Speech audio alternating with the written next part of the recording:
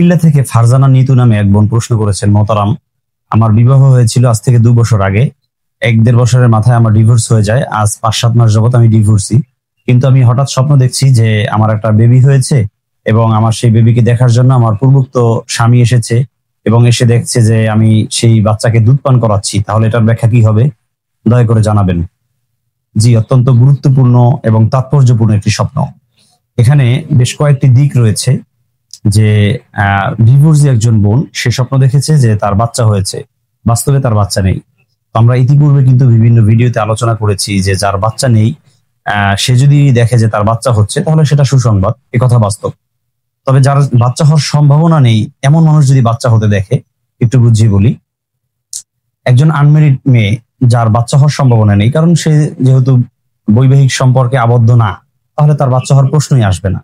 এরকম একজন আনমেরিড যদি কোনো মেয়ে স্বপ্নে দেখে যে তার বাচ্চা হচ্ছে, অথবা কোনো ডিভোর্সি নারী যার বিবাহ বিচ্ছেদ হয়ে গেছে এবং সে স্বপ্ন দেখছে যে তার বাচ্চা হচ্ছে, তাহলে সুলেমানি খাবনামার ব্যাখ্যা থেকে বোঝা যায় যে সেই মহিলা যৌনতা সংশ্লিষ্ট কোনো গুনাহের কাজে লিপ্ত আছে, নাউজুবিল্লাহি মিন যালিক। এ বিষয়ে আপনাকে অবশ্যই সতর্কতা অবলম্বন করতে হবে। যৌনতা বিষয়ে গুনাহ কি হতে পারে?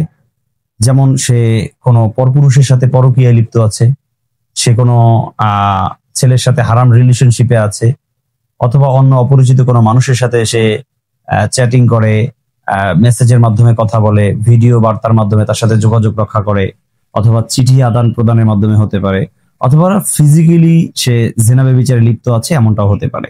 যে কোনো ভাবে সে যৌনতা সংশ্লিষ্ট হারাম কাজের ভিতরে গুনাহের কাজের সাথে লিপ্ত, এমন কিছু বোঝা যায়। তবে এই ব্যাখ্যাটা তখনই প্রযোজ্য যখন এই স্বপ্নটা আপনি গভীর ঘুমে, গভীর রাতে, মাথা সুস্থ থাকা অবস্থায় দেখবেন। এটা যদি আপনি কখনো প্রচন্ড ডিপ্রেশনে থাকা অবস্থায়, নির্ঘুম থাকা অবস্থায়, ক্লান্ত শরীর নিয়ে কিংবা দিনের বেলায় দেখে থাকেন, তাহলে সেটা কিন্তু এই তাৎপর্য বহন করবে না। এখানে আরেকটি বিষয় যে তার বেবি হয়েছে এবং তার সেই প্রাক্তন স্বামী যে আছে, যার সাথে ডিভোর্স হয়ে গেছে, তার সেই স্বামী তার সামনে এসেছে, এই আশা দ্বারা কি বোঝা যায়? এই আশাটা মূলত 2টা জিনিসের আলামত। 1 নম্বর হলো, যিনি স্বপ্নদ্রষ্টা আছেন, অর্থাৎ আজকে যে বোন কুমিল্লা থেকে প্রশ্ন করেছেন, উনি ওনার হাজবেন্ডকে প্রচুর পরিমাণ চিন্তা করে, তাকে নিয়ে ভাবে, কল্পনা জল্পনায় রাখে, এমনটাও হতে পারে।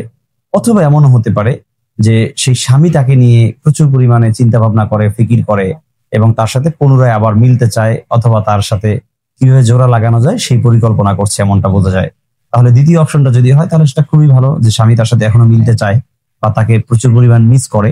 এখান থেকে আমরা বুঝতে পারি যে প্রাক্তন কাউকে যদি হঠাৎ দেখা যায় বা সে আমার বাসায় এসেছে, সে আমার সাথে পূর্বের মতো আচরণ করছে, তাহলে সেটা কিন্তু ভালো দিক, সেখানে খারাপ কিছু বা অকল্যাণকর কিছু নেই।